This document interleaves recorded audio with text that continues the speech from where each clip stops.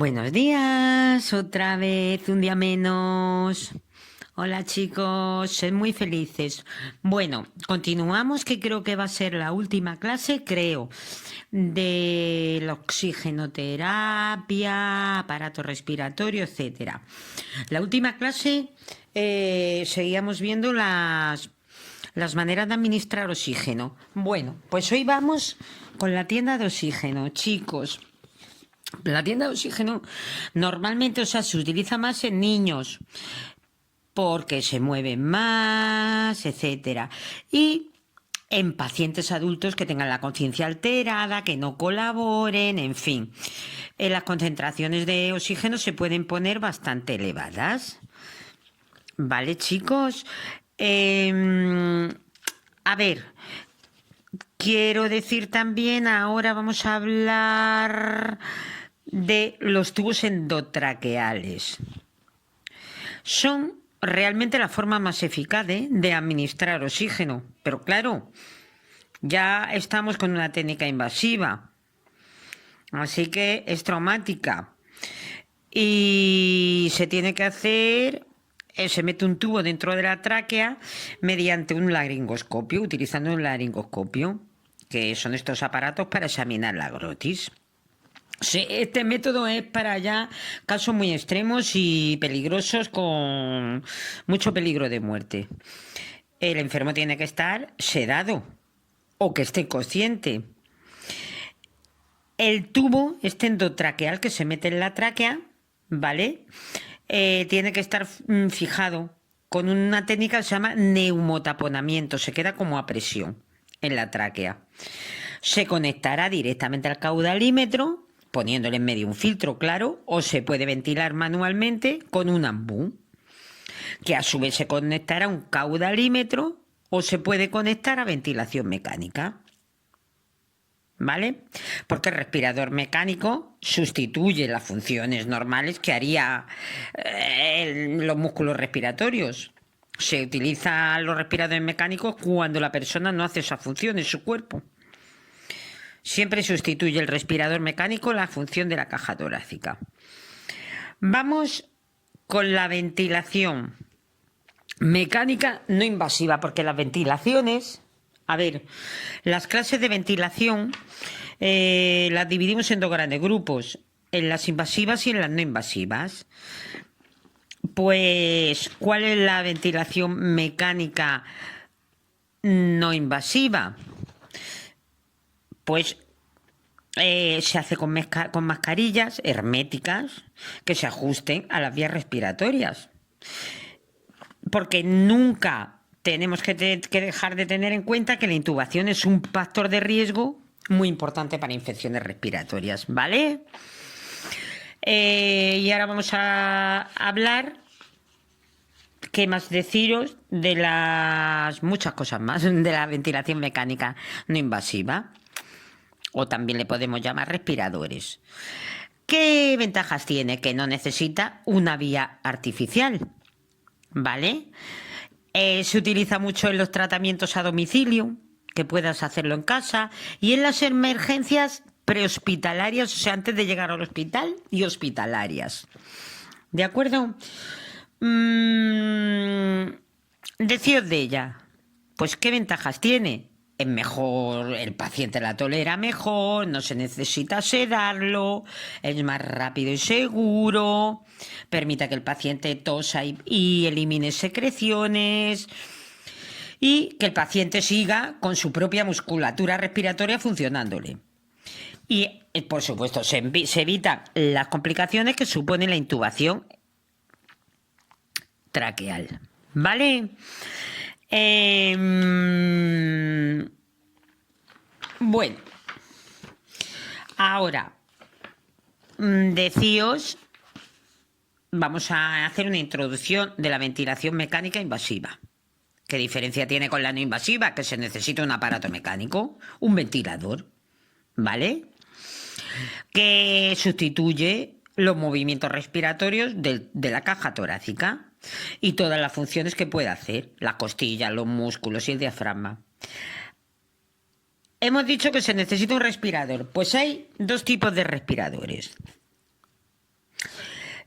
el respirador de presión, que también se le llama manométrico, que regula solamente, se programa solamente para regular la presión de insuflación, o sea, del aire que se mete, y se usa en periodos cortos de tiempo, ¿vale?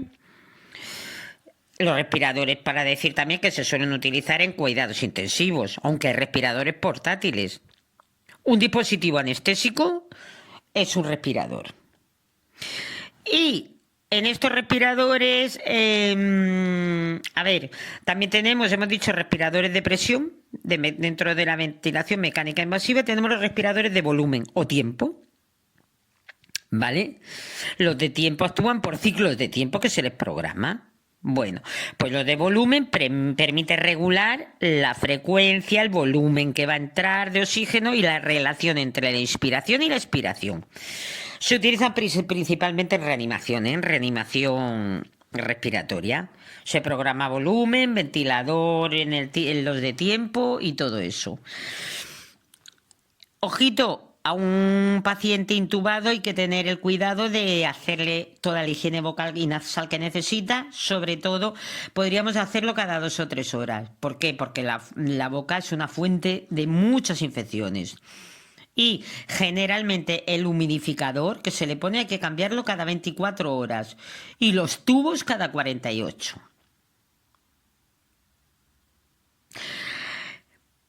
Seguimos hablando de la... Bueno, vamos a ver, en principio me ha faltado decir que es la ventilación mecánica, error mío.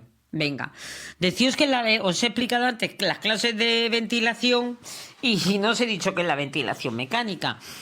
Pues es todo procedimiento respiratorio que emplea un aparato, o sea, un respirador para introducir aire en los pulmones. Y ya os he dicho que tenemos ventilación mecánica invasiva. En los casos, esta se utiliza cuando es invasiva, traumática, uno accede al interior de la vía aérea de forma artificial mediante una intubación endotraqueal, y la ventilación mecánica no invasiva es cuando se emplean mascarillas nasales o faciales. ¿Vale? Uy, perdón. Si hablando de la ventilación mecánica no invasiva, tenemos el AMBU, ¿vale? Vamos a hablar del AMBU. El AMBU lo tenemos que utilizar, lo tenemos que tratar para la desinfección como un material semicrítico. Con el AMBU se pueden dar de 12 a 14 insuflaciones por minuto. Ojo, en lactantes de 20 a 30, ¿vale? Insuflaciones por minuto. Un AMBU que podemos decir que se usa en la parada cardiorrespiratoria para resucitación, cuando estás ya a punto de morir. Se insufla aire a la vez que insuflamos el aire a la vez que damos el masaje cardíaco. Hablamos de cuando hay una urgencia, ¿vale? Una emergencia. Es un dispositivo que se conecta a una válvula unidireccional, que a su vez se conecta a la mascarilla, al tubo endotraqueal o a una cánula de traqueostomía, que ahora explicaremos lo que es la traqueostomía. Las concentraciones suelen ser del 40 a 60, sin reservorio, del 100% con reservorio. Ya dijimos en la parte anterior, cuál era el reservorio. Que el reservorio es una bolsa que empieza a funcionar cuando el AMBU se conecta a la toma de oxígeno e introduce de 10 a 15 litros por minuto. Ahora os tengo que hablar ¿de qué os voy a hablar ahora? Del CPAP, que es una máquina, ¿vale?, que da presión positiva continua en la vía aérea para mejorar la oxigenación del paciente y en la forma de ventilación menos traumática. Por supuesto, estará metida dentro de la ventilación no invasiva, ¿de acuerdo? Tenemos CPAP, pero también tenemos BiPAP. La presión que da es positiva. En el CPAP es única y en el BiPAP es doble, chicos. Si tenéis alguna pregunta sobre estas dos máquinas, me lo preguntáis, me lo decís luego por privado, aunque supongo que no van a entrar mucho en esto. ¿Qué tenemos que decir también del BiPAP? Bueno, creo que lo he dicho, que tiene 2 niveles de presión. Indicaciones en esta ventilación con una presión de soporte. Pues cuando hay el BiPAP, cuando hay una insuficiencia respiratoria aguda, en la SEPOC, cuando hay apnea obstructiva del sueño. Se le pone a mucha gente cuando tienen apnea del sueño porque es peligroso. El síndrome de hipoventilación de los alveolos, etcétera. Venga, pues ahora hice una pequeña introducción, pero vamos a hablar de las vías aéreas artificiales, de la intubación endotraqueal y de las traqueostomías. ¿Qué parte nos toca? ¿Qué parte toca a los técnicos en cuidados auxiliares o a los TCAE?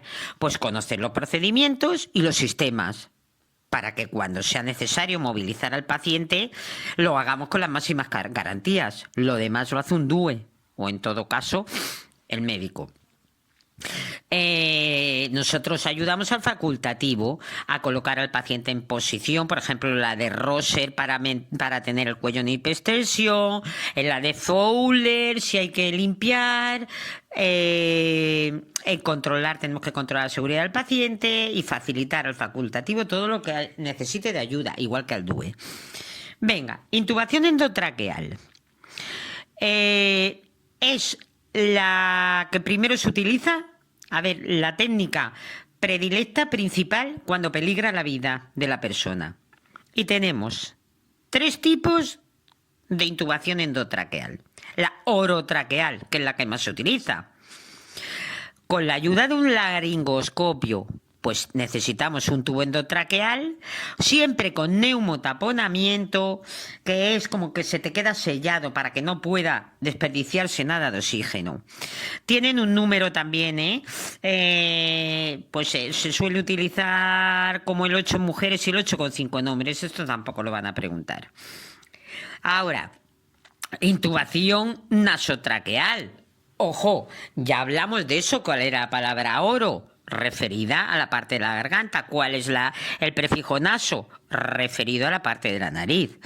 Pues cuando se intuba nasotraquealmente, la normal que se hace en la orotraqueal. ¿Cuándo se intuba nasotraquealmente? Pues cuando tenemos sospecha de una lesión cervical, de una fractura de mandíbula. ¿Por qué? Porque podemos ocasionar algo fatal.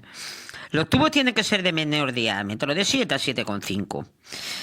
Y como va a utilizarse las fosas nasales, pues esta mucosa nasal hay que irrigarla con solución anestésica y vasoconstrictora que comprima los vasos sanguíneos para evitar epístasis.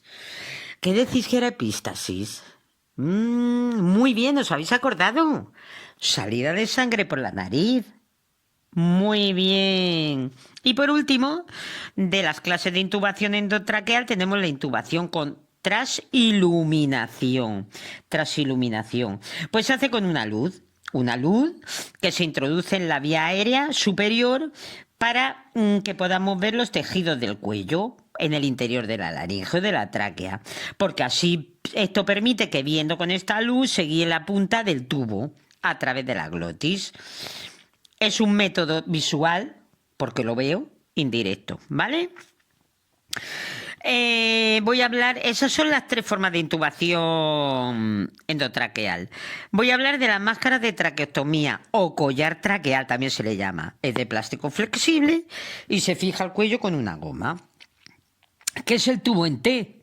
Pues esta la base, se conecta a la traqueostomía. Un brazo al nebulizador y por el otro sale el aire. Lo necesitamos para conectar, ¿vale? La mascarilla. En la sonda o catéter transtraqueal, que hay una sonda o catéter transtraqueal, pues se introduce en la tráquea entre el segundo o tercer anillo. Desde luego quirúrgicamente, ya entenderéis. Los inconvenientes, muchos, una celulitis a nivel local, y se tiene que cambiar cada 60 a 90 días. Acordaos, la sonda transtraqueal. Digo trans porque introduce trans en la tráquea directamente. ¿Qué hacemos cuando no es posible intubar? Porque puede ser que no sea posible. Pues podemos hacer una punción cricotiroidea, que hay que hacer puncionar a través de la membrana cricotiroidea para asegurar una oxigenación a alta presión. Todo esto se hace en urgencias, en emergencias básicas. ¿Qué podemos hacer? Una cricotirodotomía. Tomía, todo lo que termine en tomía, corto, abro, incisión. Pues es una incisión más o menos de 1 centímetro que se hace en el cartílago cricoides. Se coge el mando de bisturí y se gira a 90 grados para poder meter la cánula, ¿vale? De traqueotomía. Para intubar, ¿qué os podría decir? Algo que necesitéis saber sobre el procedimiento de intubación, que vosotros no lo vais a hacer. Pues que se necesita, por supuesto, el tubo, se necesita un fiador. ¿Qué era el fiador? Os lo expliqué, ¿eh? Un fiador. Sí, esa varilla que se introduce dentro del tubo para ir guiándolo. Se necesita anestésico, se necesita un laringoscopio, pero con palas curvas. Os voy a decir un adelanto sobre el material. Hay laringoscopios con palas curvas que se llama de Macintosh y también hay con palas rectas que se llama de Miller. Pues aquí se usan las curvas de Macintosh. Pinzas de McGill, que siempre las pinzas de McGill se usan en todo el orofaríngeo, para la faringe, etcétera. Bueno, jeringas, agujas, lo que se vaya a utilizar es para la sedación, etcétera, etcétera, ¿vale? Decíos que me lo he dejado creo antes, que también, pero bueno, a modo de saber, que ya lo explicaremos bien, que hay otro laringoscopio de hoja recta, el de Jackson, el de Wisconsin, ¿vale? Bueno, ¿qué se hace? Solo para que sepáis un poquito, no lo tenéis que hacer ni os van a preguntar mucho. Procedimiento de intubación. Cabeza en hiperextensión. ¿Cuál era? Que vimos las posiciones. Ah, la de Rosser. Y la de Rosser se llamaba también Proez. La cabeza para arriba colgando en hiperextensión. Acordaos que también se usa en los cuidados de enfermería en los pacientes encamados para lavar el pelo.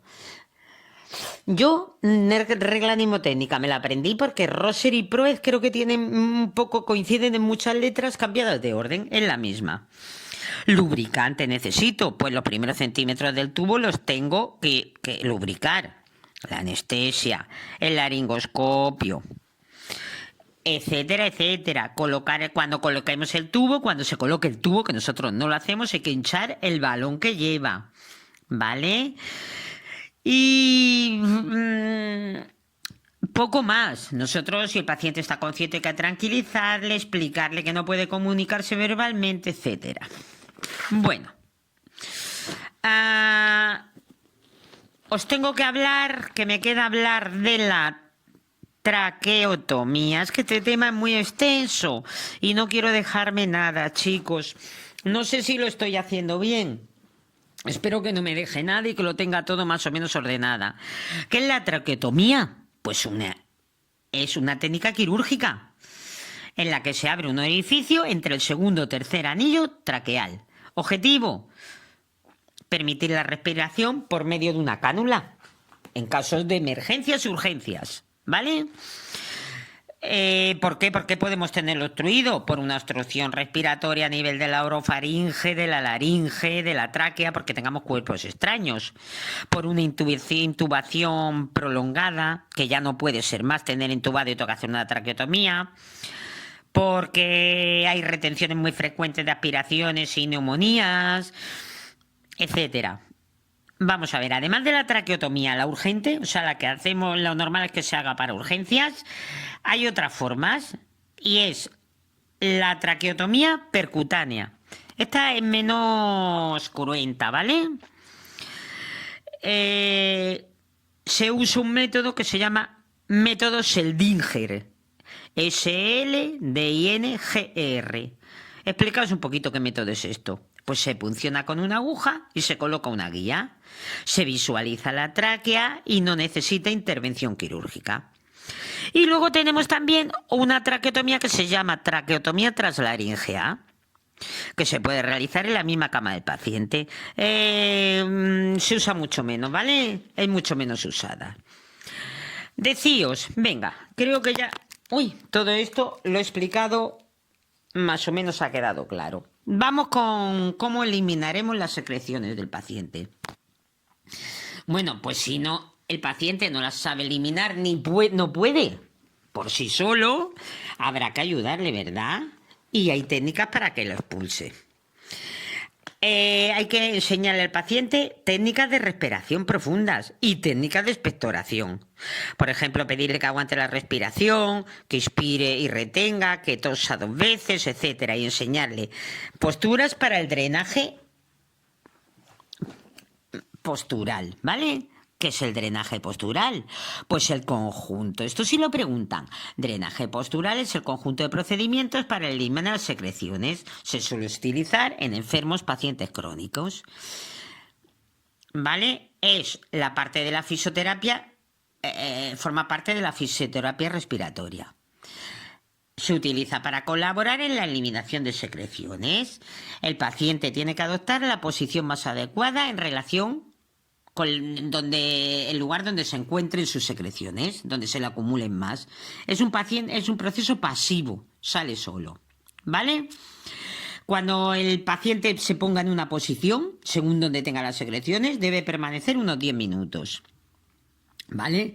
También podemos hacer para eliminar las secreciones percusión, vibraciones, que se hace para despegar secreciones profundas y se hace con las manos o con un vibrador de ultrasonidos. ¿Qué material necesitamos para el drenaje postural? Pues almohadillas, material de sujeción, papel, el recipiente para evacuar las secreciones. ¿Y cómo hacemos las técnicas? Bueno, pues como siempre, informamos al paciente, nos lavamos las manos, colocamos el material siempre cerca y ayudamos al enfermo a adoptar esas posiciones que le hayan dicho de antemano. Ojo, preguntita preguntable. Cuando la secreción esté en las partes superiores, los lóbulos superiores pulmonares, la posición será Fowler elevada de 90 grados. Cuando la secreción esté en los lóbulos pulmonares inferiores, Trendelenburg, ¿vale? Hay que repetirlas varias veces al día y hay que respirar lentamente. Nosotros tenemos que observar las características de estas secreciones, recoger todo el material, lavarnos las manos y registrar, como siempre, al final las incidencias de enfermería y si hubiera una gráfica, la gráfica, escribir qué posiciones ha adoptado, cuánto tiempo ha permanecido y si ha sido eficaz. Muy bien. Hay veces que también necesitamos aspirar secreciones. ¿Cómo se aspiran las secreciones? Pues introduciendo una sonda de aspiración a través de la boca o de las fosas nasales. Ojo, si fuera el paciente estuviera traqueostomizado, pues también por medio de la traqueotomía. Pues vamos a ver, esta sonda se conecta a un sistema de aspiración por vacío en la central, ¿vale? Que es de la cama que está en la pared. O en uno móvil que se le llama robot de aspiración de secreciones. Se debe realizar con mucha asepsia. Y puede ser ejercida. ¿De qué forma podemos aspirar? ¿De forma continua o de forma intermitente? Cuando es continua va directamente al sistema de vacío, pero cuando la aspiración es intermitente, en el sistema de vacío hay que colocar una cosita, un tubo que se llama conexión EY o en T, por la forma que tiene, y así nos va a dejar que controlemos el vacío. Y cuando la salida queda libre de la conexión, la vamos tapando con nuestro dedo para hacer el vacío. Ya sabéis, para todo esto guantes estériles, lavado de manos, guantes estériles, por favor, para aspirar las secreciones. La aspiración no tiene que durar más de 10 o 15 segundos. Una vez que se haya terminado de aspirar, pues se tira la sonda y los guantes, lavado de manos y anotarlo todo en la hoja de enfermería de incidencias. A ver, estamos terminando, chicos. Ay, qué bien con el temita. Ha sido muy largo. Venga, el próximo voy a ver si elijo uno más facilito. Vamos con la gasometría. ¿Qué es una gasometría? Pues estudiar los gases en sangre para ver el equilibrio entre el metabolismo y la respiración, si existe hipoxemia, etcétera. ¿Qué medimos en la gasometría? ¿Vale? Pues medimos la oxigenación, que es la presión, la saturación, la ventilación y el equilibrio ácido-base. Ya os dije que en la sangre, creo que ya lo he explicado, era de 7,35, para el neutro era 7,35 a 7,45. Por debajo acidosis, porque la C va primero que la L, por arriba alcalosis, porque va la L después. Creo que lo está explicado. ¿Cómo se hace? Pues es invasivo, porque hay que tomar una muestra de sangre que normalmente, o sea, se hace en la arteria, eso sí, pero suele ser en la radial, en la humeral o en la femoral. Muy importante, pregunta, ¿la jeringuilla está heparinizada? Heparinizada, ¿vale? Y sin aire. Heparinizada, acordaos, para que no haya hemorragias. ¿Qué datos obtenemos? Pues el pH, que nos quiere decir que expresa qué concentración de iones de hidrógeno tenemos. Lo que os he dicho antes, el aumento de la eliminación, alcalosis, acidosis. La presión de CO2, que lo... Vamos a ver, que si aumenta, el valor normal es 40 milímetros de mercurio. Si aumentara se llama hipercadmia y si disminuye, hipocadmia. La presión mide también, nos va a dar la presión de oxígeno, la presión parcial de oxígeno.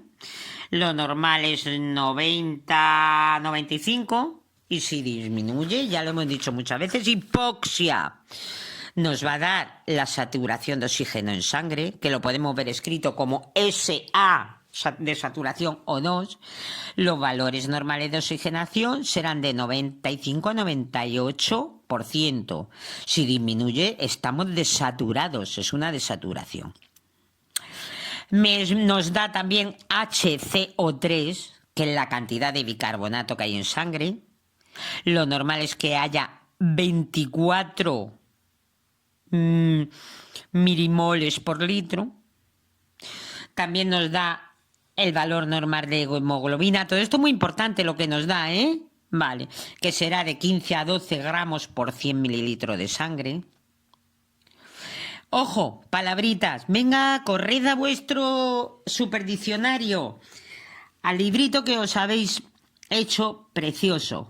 Venga, el aumento de hemoglobina se llama poliglobulia. Y la disminución de hemoglobina, anemia. Cuando tengo menos hemoglobina, anemia. Cuando tengo de más, que también puede ser poliglobulia. ¿De acuerdo? Bueno, refrescaos un poquito de... que ya está explicado, pero bueno. ¿Qué trastorno de estos trastornos respiratorios? La acidosis. La acidosis respiratoria aparece cuando hay hipoventilación de los alveolos. Hipoventilación, ¿vale? Se eleva la presión del CO2, pero baja el pH, ¿vale? Cuando hay alcalosis respiratoria, ¿cuándo se produce? Pues cuando hay el contrario, hiperventilación. Hiperventilación. Y se produce cuando se elimina más de la cuenta de CO2 y entonces se eleva el pH. ¿Habéis visto lo contrario? Apuntaos mi consejo en una libretita como esquema. Y veis que es lo contrario. Justo la acidosis de la alcalosis pasa justo lo contrario. Esquemitas, ya os enseñaré, os voy a dar una clase para organigramas, que va a venir muy bien. De tal manera que todo con colores os lo explicaré. Y los organigramas, si sabréis, a una vista, veo un folio, ¡plas! Y ya me quedo con cosas en la mente. Nada más verlo. Lo principal, la idea principal, me entra por los ojos al cerebro, ¿vale? Un poquito. Trastornos metabólicos que puede haber en la sangre. Pues la acidosis, hemos hablado de trastornos respiratorios, metabólicos, la acidosis metabólica, que se pierde bicarbonato. Puede pasarnos cuando hay una diabetes que esté descompensada, una diarrea muy grande. Puede haber alcalosis metabólica, que es cuando aumenta, ¿has visto lo contrario? El bicarbonato. Aumenta en los niveles de bicarbonato. Y por último, hablaros, creo que es lo ultimito, no me quiero dejar nada, de qué es la aerosolterapia. Bueno, pues es un tratamiento que es habitual en pediatría, en neumología, en alergología y en otorrinolaringología. Se utiliza mucho en atención primaria también, ¿vale? Se utiliza, ya lo dice la palabra, es terapia mediante aerosoles, tratamiento con aerosoles, que se pulverizan para ser empleados inhalándolos. El paciente los inhala. El fármaco más utilizado hoy, lo preguntan en todo siempre, no sé por qué, pero bueno, aprendeos. Fármaco más utilizado en aerosolterapia, salbutamol. ¿Vale? Salbutamol. Se utiliza mucho este salbutamol en el asma bronquial, en los broncoespasmos que se asocian a EPOC, en las bronquiectasias. ¿Qué era la bronquiectasia? No era la dilatación de los pulmones, no. Bronquiectasia, dilatación permanente de los bronquios. Muy bien. Ojo, el salbutamol podría dar alguna reacción adversa, puede ser, como podría ser la taquicardia, temblores, ansiedad y dolor de cabeza. Digo dolor de cabeza para que vosotros digáis de repente la palabra técnica de dolor de cabeza. A ver, cefalea, genial, muy bien. A ver qué me queda. Lo he dejado para el final. De todas formas lo veremos en temas del recién nacido. Pero os voy a dar una introducción como método también de administrar oxígeno en los niños, en los recién nacidos y en los bebés, que estaba la incubadora, ¿verdad? Bueno, pues la incubadora es un aparato en forma de cuna, que es transparente, ¿no? La parte de arriba es para cuidado de prematuros, de recién nacidos con bajo peso o que tengan problemas. ¿Y qué ventajas tiene? Que proporciona una temperatura, una humedad y un oxígeno constante. ¿Vale? Hay incubadoras portátiles, que lo sepáis. La temperatura que suelen tener es de 37 a 37 grados y medio, la humedad de un 50 a 60%. Venga, os voy a explicar un poquito qué parte lleva. Bueno, pues tiene un depósito de agua, ¿vale? Que tiene que estar siempre lleno. Y un humidificador.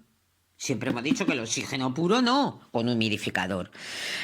Tiene como una base metálica y la parte superior hace como una cuna, ya lo he dicho, transparente, que se abre en el lateral, tiene como dos edificios para que yo pueda meter los brazos, las manos y explorar al bebé. Y luego tiene otros dos edificios para todos los tubos que tiene que llevar, los sistemas de aspiración y los tubos. La cuna es térmica. Claro, produce calor. Muy importante, que eso lo hacemos nosotros, te cae. Limpiarla a diario, y se suele limpiar con cloruro de benzalconio mezclado con agua. Y con un paño estéril y otro estéril para secar. Ojo, muy importante, que ahí va a haber bebés y con problemas. Y no sé, ¿qué más? Yo creo que os he dicho todo. Bueno, a lo mejor me queda alguna palabrita. Voy a ver. Ay, ¿qué puedo no haber dicho?